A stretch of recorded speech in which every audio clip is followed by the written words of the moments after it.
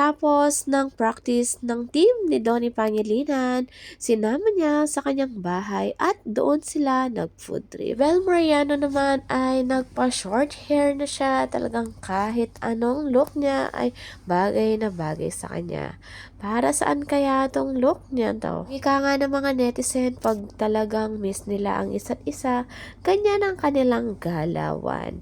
At nung may event sa ABS-CBN ay hindi mapaghiwalay ang dalawa. Talagang laging naka-ready ang kamay ni Donnie para kay Bel. Dito naman mukhang wala na naman siya sa mood. Finally, nagkita na nga si Sneer at si Bel Mariano. Kasama nga ng Don Bell ang kanilang boss dahil may bago ng ABS-CBN building.